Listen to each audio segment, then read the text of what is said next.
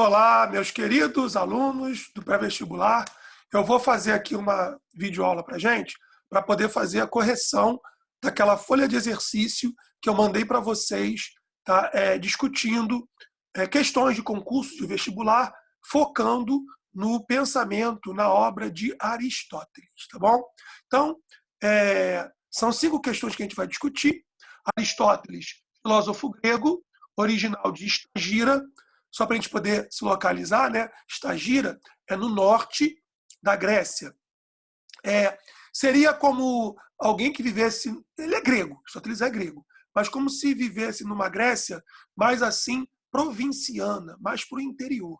Tá? Ele não é um ateniense, mas ele vai para Atenas, estuda com o seu mestre, Platão, e depois, né, da morte de Platão, ele vai fundar a sua escola filosófica, tá? Que a gente vai chamar de escola dos peripatéticos, porque Aristóteles andava com os seus discípulos pelas ruas também, tá? Ou orientava para que eles fossem para as ruas para poder discutir um tema que ele propusesse aos seus discípulos, tá bom? Então, nós temos daquela sequência grega, Sócrates, que é mestre de Platão, Platão, que é o mestre de Aristóteles, tá bom? Então, a gente pode dizer o seguinte, ó, ele é discípulo de Platão e codiscípulo de Sócrates. A gente vai fazer então aqui algumas questões. Eu peguei aqui uma frasezinha do Aristóteles para vocês. Toda virtude é um ápice entre dois vícios, o da falta e o do excesso. Guarda isso que é básico de Aristóteles. Aristóteles é o filósofo do meio termo. Já vê questões aqui que vão discutir, inclusive, isso. É o homem da justa medida, perdão. Nem tanto, nem tão pouco. O homem deve ser equilibrado. Então, ele é o filósofo do meio termo, tá? Eu coloquei também uma imagem aí, vocês veem à direita, que é a famosíssima Escola de Atenas de Rafael. Reparem que nós temos ao lado, né, direito, né, que da gente, temos Aristóteles. Ele aponta com a mão para baixo. Isso aqui é muito simbólico para que nós também possamos entender melhor Aristóteles. Quando ele aponta a mão para baixo, ele está dizendo o seguinte, ó, não tem dois mundos. Tá? Eu vou ficar preocupado com o mundo sensível, mas com o mundo em que nós vivemos aqui. E o Platão, que vocês veem à esquerda, reparem que o Platão é mais velho, porque ele é um mestre de Aristóteles. Ele aponta para cima, porque ele pensa o mundo das ideias, como nós já vimos aqui em outras aulas. E aí ele vai colocar ali, né, as questões do meio termo de Aristóteles, tá bom? Então ele vai colocar aqui a virtude. O que é virtuoso? Ser temperante. O homem ser temperado. Tá? Uma pessoa intemperada explode muito rapidamente. Perdão. Virtude, ser corajoso. Só que, quando você acha que ser corajoso é fazer qualquer coisa, tá? Não tem temor de nada, e isso é perigoso, porque aí você fica imprudente. Mas, ao mesmo tempo, você não pode também pecar pelo excesso, você ter medo de tudo, você vai ficar covarde. A covardia te inibe de fazer o que você pretende fazer. Então, o meio termo, né, entre a falta, que é a temeridade, não tem medo de nada, e o excesso, que é a covardia, o meio termo é a coragem. Tá? Já viu uma questão que vai discutir isso aqui, inclusive, nessa nossa aula de hoje. Bom, lembram do filho pródigo da Bíblia? Tem, não tem? O filho pródigo é aquele que pede para o pai a herança e vai gastando tudo. Gasta com prostitutas, gasta o dinheiro com farra, com bagunça, com bebida. Não estou aqui fazendo um julgamento moral, tá? Não é nosso momento para isso. Então ele é o pródigo, gasta demais. Ou pode ser avarento, que guarda demais, vive para guardar dinheiro. Isso também é perigoso. Tá? Qual é o meio termo disso? É a liberdade. E aí ele vai jogar sempre assim, como vocês veem na tabela, com o equilíbrio. O homem deve ser equilibrado para que ele seja virtuoso. Então, virtudes de Aristóteles: temperança, coragem, liberdade, magnificência, gentileza, modéstia e a justa apreciação. Tá? Não pode ter inveja do outro, mas não pode ser malevolente, tá bom? Eu devo fazer a justa apreciação. Bem, vamos seguir então aqui com as nossas questões agora. Tá? Enquanto só dei uma apresentada aqui no nosso autor, Aristóteles, o Estagirita. Só para lembrar, o Platão, mestre dele, né?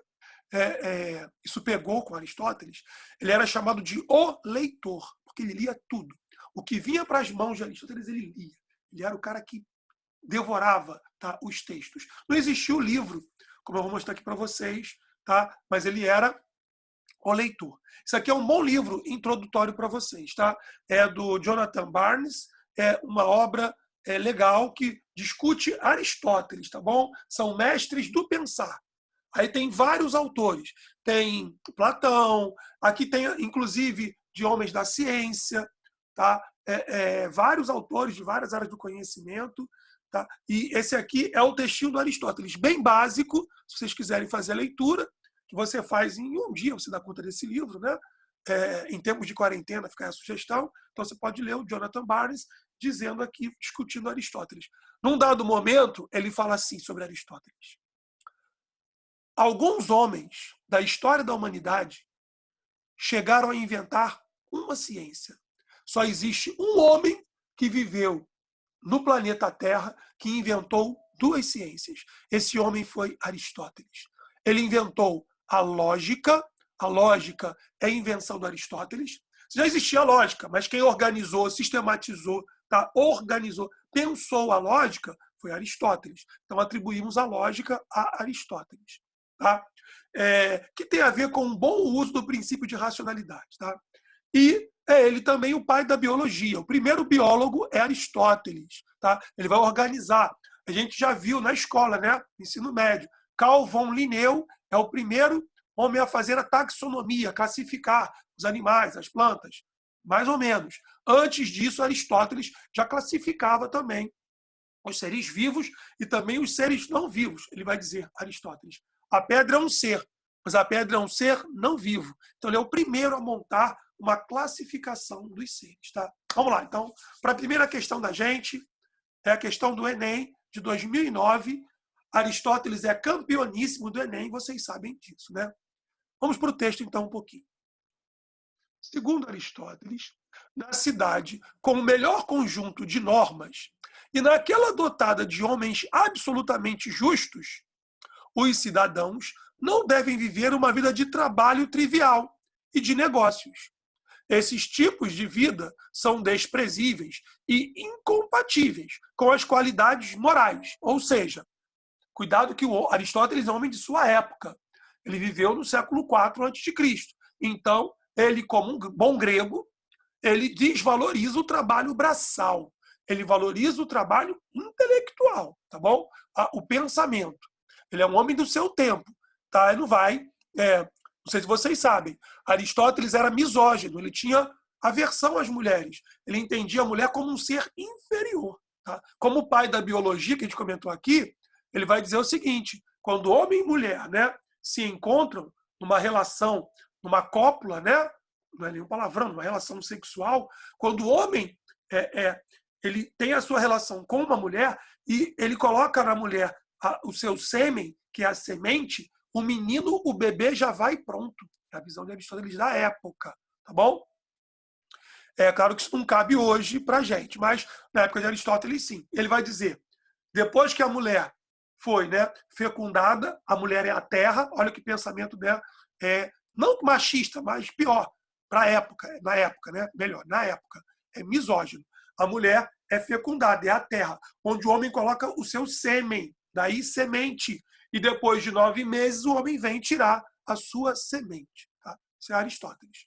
Bom, tampouco devem ser agricultores os aspirantes à cidadania, pois o lazer é indispensável ao desenvolvimento das qualidades morais e à prática das atividades políticas. Aí está aí a fonte do texto, não é isso?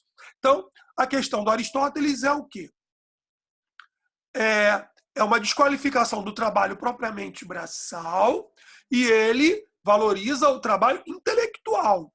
O homem deve ter ócio com dignidade, tempo livre, para poder pensar. É o que está definindo aqui o Aristóteles. Se a gente pensar, né, fazendo uma visão mais atemporal, No tempo livre, no tempo do ócio, é quando nós, muitas vezes, temos as nossas melhores ideias. Tá? Então, essa ideia de que, por exemplo, o professor, vou falar aqui da minha categoria, deve trabalhar e trabalhar e trabalhar o tempo inteiro, isso não é bom.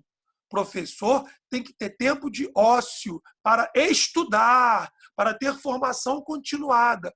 Então, salários muito baixos para professores, médicos, todos deveriam ter um salário digno.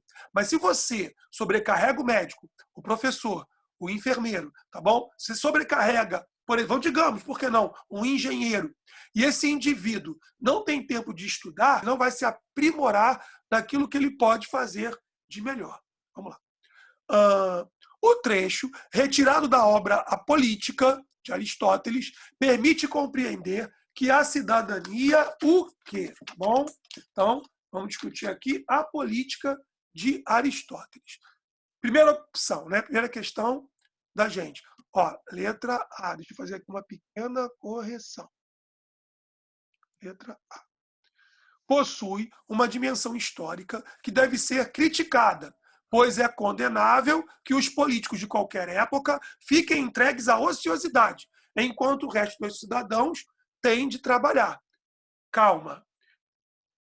A visão de Aristóteles é de um homem do século IV a.C. Para Aristóteles, a gente vai usar na próxima questão também do Enem, a política é a coisa mais importante para poder se pensar e organizar a polis. Então, ele não vai ter essa visão aqui tão negativa da política, muito pelo contrário, tá bom? Ele valoriza demais a política. Ou seja, temos que entender Aristóteles como um homem do seu tempo. E na época de Aristóteles, a visão que nós muitas vezes temos hoje dos políticos não é a que o grego tinha. Bem? Letra B. Era entendida como uma dignidade própria dos grupos sociais superiores, dos aristocratas. Kratos, governos. Aristói, melhor. Aristocracia, governo dos melhores. Simplesmente. Fruto de uma concepção política profundamente hierarquizada da sociedade. Exato. Para Aristóteles, alguém que curte couro deve ficar preocupado e trabalhando com a curtição do couro. Simplesmente isso, tá bom? Então, a opção correta aqui é a letra B, que eu vou destacar em vermelho para a gente. Muito bom. Vamos ver aqui e descartar as outras questões. Tá? Letra C. Estava vinculada na Grécia Antiga a uma percepção política democrática, que levava todos os habitantes da polis a participarem da vida cívica. Aristóteles não está aqui defendendo isso. Tá? Na visão dele, na verdade, o homem que está muito preocupado com as questões puramente particulares, ele pega isso muito de Platão. Ele foi discípulo de Platão, ele vai negar algo da filosofia de Platão, mas nem tudo. Tá? O homem comum, ele pode trabalhar e deve trabalhar, tem que trabalhar, mas deve ter uma vida digna. Agora, ir para a Assembleia, discutir política, fazer a própria política e etc., ele questiona isso de certo modo. Tá? Tinha profundas conexões com a justiça, razão pela qual o tempo livre dos cidadãos deveria ser dedicado às atividades vinculadas ao tribunal. Ó, a prova do Enem tem sempre isso, aquela opção que chega próximo, mas não é a opção que se busca. Tá? Vamos dizer assim, seria o menos errado. Tá? Se é que a gente pode pensar assim. O cidadão, ele deve ter tempo livre, tá bom? Ele deve estar preocupado com as qualidades morais. Ele deve ter tempo também para a política. Mas não é para ele ficar voltado somente para o tribunal. Nossa aula aqui, nós já falamos de política. Eu posso não falar de partido nenhum, mas a gente aqui já está falando de política, tá bom? Letra. Então, o grego, ele é um homem da polis, tem que ser um homem político. Então, não é simplesmente para o tribunal. Não, tá bom? Letra E. Vivida pelos atenienses, era de fato restrita àqueles que se dedicavam à política e que tinham tempo para resolver problemas da cidade. Tá? Olha só, reparem que ele coloca, isso aqui bate, né, próximo para a gente, mas ele entende como uma visão que está ligada à dignidade dos homens superiores, de uma elite mais voltada para o tempo livre e para a intelectualidade, tá? Que é uma concepção hierarquizada da sociedade. Tá? Quando ele coloca ali, vivida pelos atenienses, a questão fica restrita. Aristóteles, é bom que a gente diga essas coisas aqui numa questão dessa, ele escreveu a Constituição de cerca, né, de 100 polis, de 100 cidades gregas. A Grécia não se restringia aqui a Atenas, tá bom? Não é só Atenas. Ele é estagirita. Aqui, estagira. Você tinha Tebas, Corinto, você tinha Esparta, tá? Você tinha várias e várias outras cidades gregas que não é simplesmente Atenas, tá bom? Então, número 1, letra B. Vamos à questão número 2, tá? A prova do Enem. Eu demoro um pouquinho para explicar para vocês, porque senão vocês pegam e veem o gabarito depois e por vocês mesmos vocês resolvem. Não faz sentido. É importante que nós expliquemos para vocês, tá? Outra questão do Enem, tá? Fresquinha aí para gente. Desculpa. Se, pois, para as coisas que fazemos existe um fim que desejamos por ele mesmo, e tudo mais é desejado no interesse desse fim, evidentemente, tal fim será o bem. Ou antes, o sumo bem. O que é o sumo bem? Tá? Para Aristóteles, todas as coisas são feitas para alcançar o bem. O sumo bem é o bem maior de tudo. Tá? Para Aristóteles também, aqui, ó, todas as coisas têm que ter isso aqui, ó, uma finalidade. É a finalidade de uma faca para Aristóteles? Cortar bem. Tá? Uma faca serve para cortar bem. Então, uma faca ela é uma ferramenta que na mão de um bom açougueiro ela vai ter uma utilidade. E na mão de alguém que não sabe fazer o corte da carne, vai cortar a carne muito mal, por exemplo. Tá? Então, todas as coisas têm um fim. E o fim máximo é o sumo bem. Mas não terá o conhecimento, porventura, grande influência sobre a vida? Então tem que conhecer. Aristóteles, essa obra aqui, tá Metafísica, é a Metafísica de Aristóteles, que são 3 volumes, isso aqui é a calhamaça, tamanho da Bíblia, esse volume aqui, são 3 volumes. Tá? Ele vai dizer, eu decorei, que a gente vê tanto, né? Todos os homens têm por natureza o saber. Nós queremos buscar o conhecimento. Está lá no início do livro 2 da Metafísica. Temos que buscar o saber. Tá? E o saber também é para o bem. Seguindo. Ainda que em linhas gerais, apenas o que seja ele e de qual das ciências ou faculdades constitui objeto. Então, eu coloquei aqui o seguinte: qual é a ciência busca esse sumo bem? É a ciência que é mais importante para a gente conhecer o que é esse bem. Tá legal? É a questão que ele coloca para a gente. São várias ciências, mas qual é a ciência que determina todas as outras ciências? Tá bom? Ninguém duvida de que o seu estudo pertence à arte mais prestigiosa e que mais verdadeiramente se pode chamar de arte mestra. A pergunta é, qual é essa arte mestra para o nosso mestre aqui, Aristóteles? Ora, a política, olha aqui, Aristóteles respondeu para a gente. A arte mais importante para ele é a política. Para Aristóteles, a felicidade, que o grego chama, vamos chamar de eudaimonia, verdadeiro, tá? Daimon, Deus. Um homem feliz é aquele que tem o Deus dentro de si. Olha que bonito, Aristóteles. O homem feliz é aquele que está com o Deus dentro de si. Em grego é em theosmos. Em dentro, theos, Deus, mos.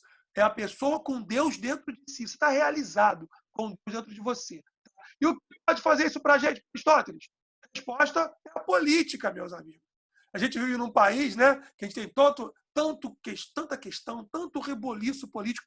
Olha a agitação que nós vivemos política num momento tão sério de pandemia. Chegamos a mais de 12 mil mortos hoje, no dia 13 de maio, né, de 2020.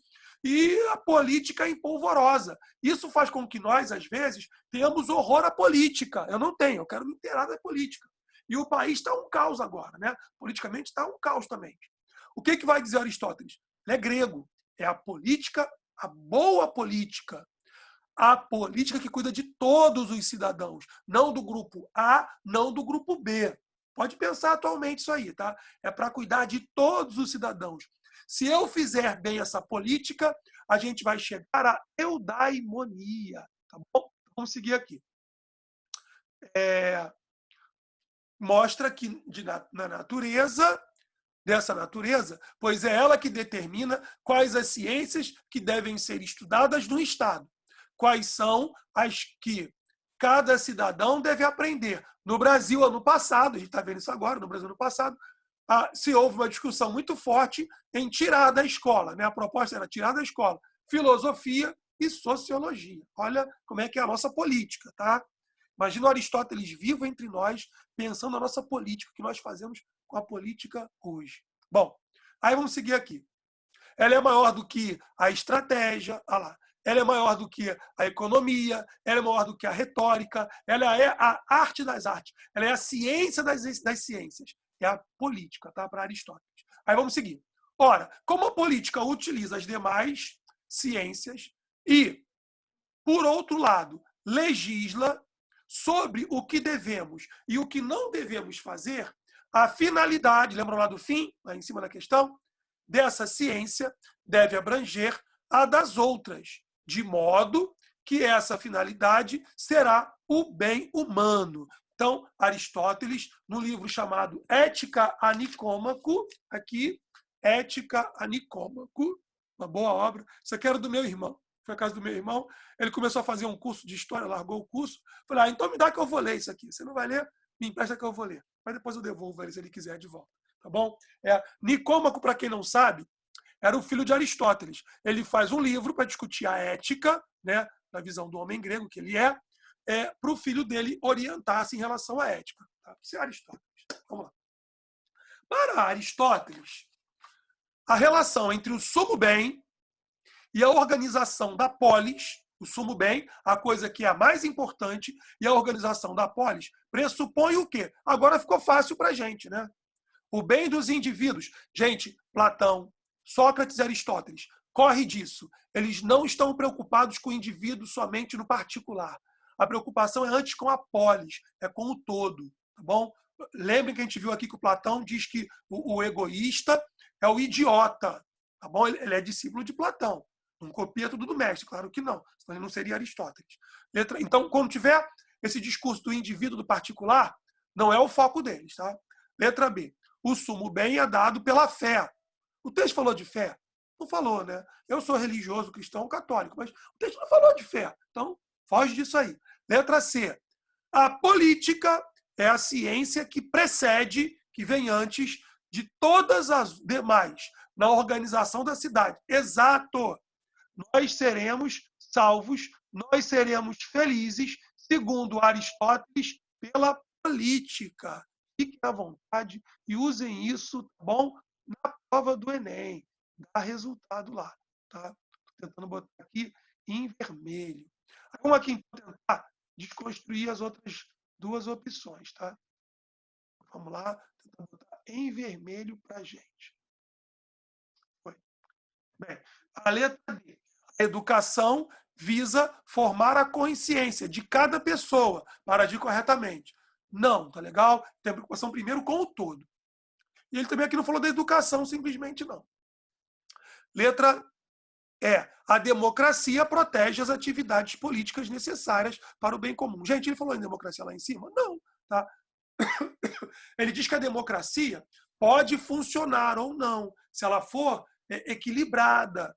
Tá? O governo, para ele, podia ser uma boa aristocracia, podia até ser uma democracia, não tem problema. Estou falando aqui de forma de governo. O que ele fala é que eu tenho que ter também homens bem preparados, tá? Homens que tenham essa justa medida. Então, tá fora. Isso aqui é fácil, é a letra C. Tá? Vamos para a questão número 3.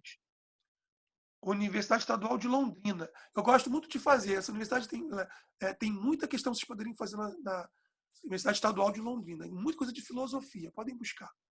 Leia o texto a seguir. A virtude, nós vimos lá em cima, é, pois, uma disposição de caráter relacionada com a escolha e consiste numa mediana, a justa medida. Para Aristóteles, quem namora, por exemplo, o namorado que fica muito no pé da menina, ou vice-versa, que procura muito, que fica muito em cima, não é interessante, não é legal para Aristóteles, tá bom? Mas também se ele não liga, não dá atenção, não aparece, tá? Aí está pecando pela falta. Tem que ser o equilíbrio entre, não pode ser o excesso, nem a falta. Tem que visitar, tem que fazer um afago, aqui ou acolá, mas se for demais também não é legal, porque você erra pelo excesso, tá bom? Então tem que buscar a justa medida, o meio termo, a qual é determinada por um princípio racional, próprio do homem dotado de sabedoria prática. Isso é bom falar aqui. Aristóteles é o filósofo da prática. Ele é um pai do empirismo. Os alunos de Aristóteles saíam, depois das suas aulas, geralmente à tarde, para fazer inspeções, fazer pesquisas, como mandava o mestre. Eu pego uma dupla de alunos e falo, vocês vão fazer uma pesquisa num formigueiro, ver como as formigas se comportam. E os seus alunos iam lá fazer isso. Bom, é um trabalho empírico, que quer dizer que vem da própria experiência. Aí vamos lá. Com base no texto e nos conhecimentos sobre a situação ética em Aristóteles, pode-se dizer que a virtude ética, para ele, é o quê? Simples. Né? Reside, já falamos bastante, reside no meio termo.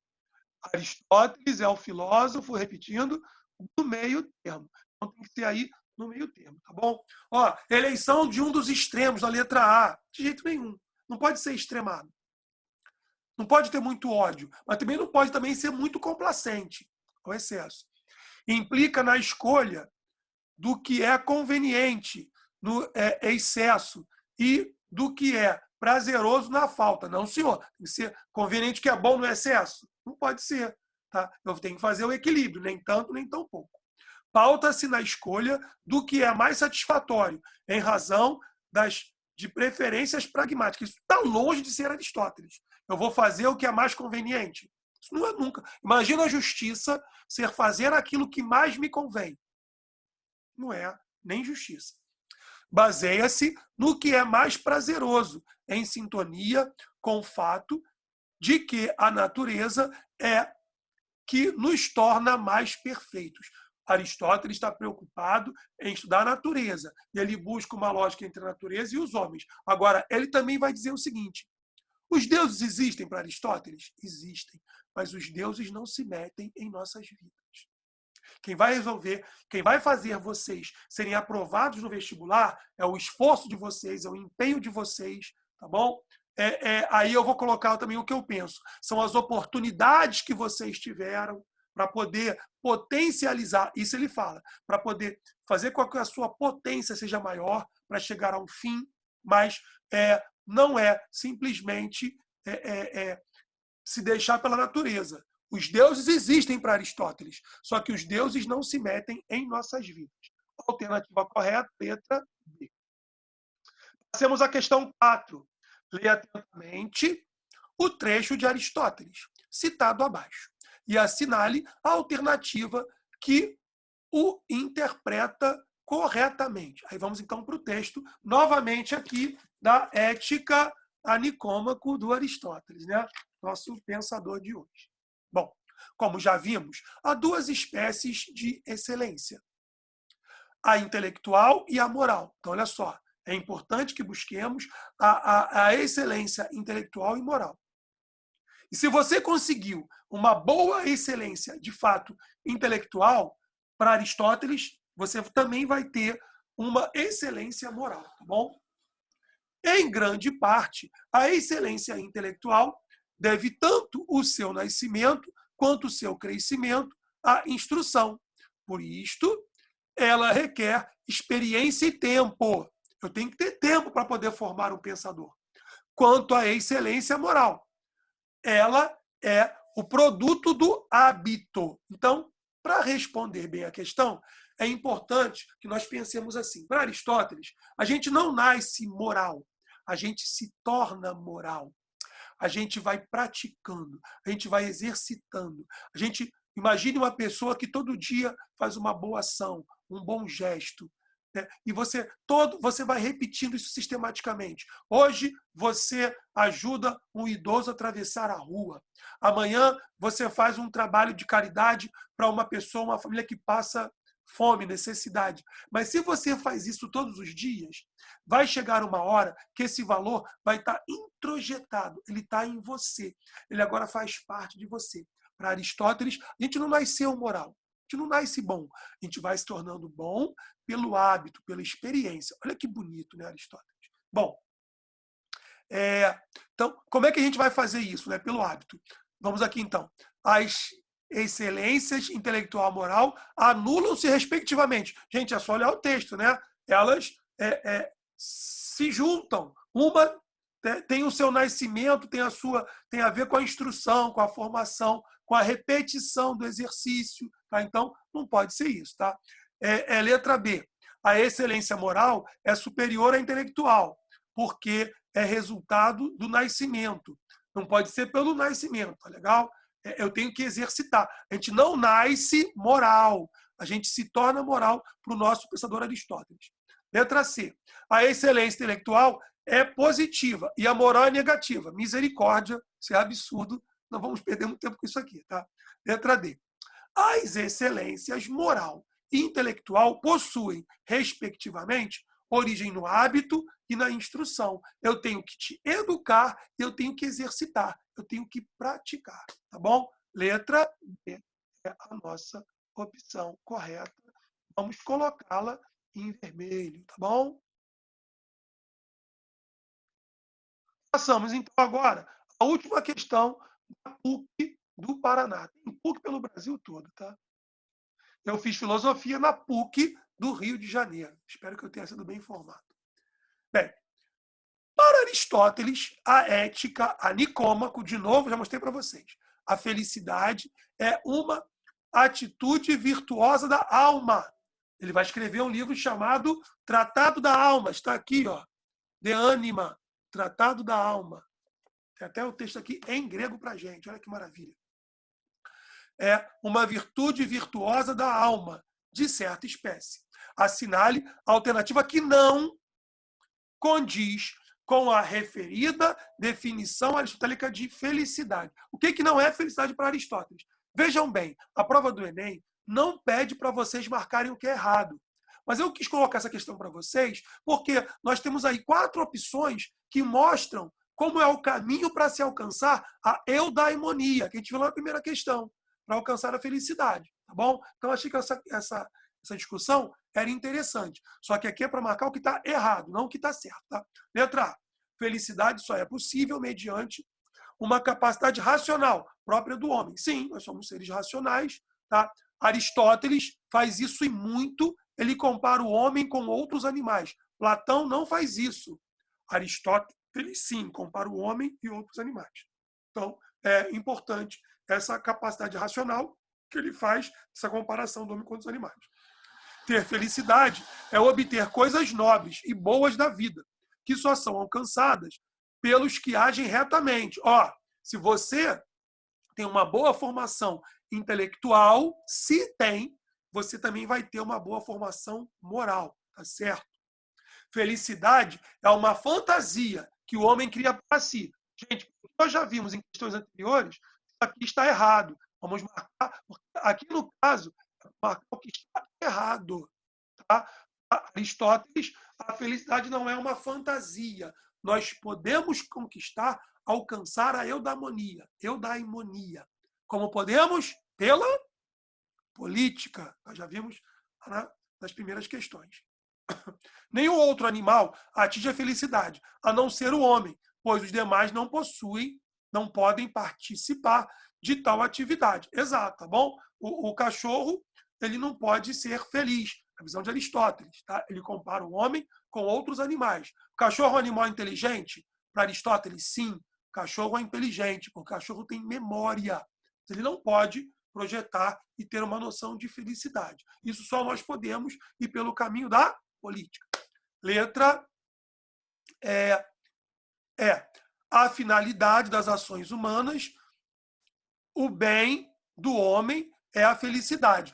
Nós estamos aqui para quê? Para ser felizes, tá bom? Então, a letra A, a letra B, a letra D e a letra E dizem respeito ao que o Aristóteles define como felicidade. Tá? Ajudam a definir o que é a felicidade para Aristóteles. A letra C, não. Então, a letra C, nesse caso, é o que está errado. Tá bom? Meus queridos, assistam depois o vídeo com calma, vejam uma, duas vezes. Se tiverem dúvida, podem colocar para o professor e dá o like lá para o professor, para a nossa aula, e subindo, e para que também mais pessoas vejam, tá bom? E se vocês quiserem, eu também vou gostar, cara, o que eu quero, se inscrevam no canal.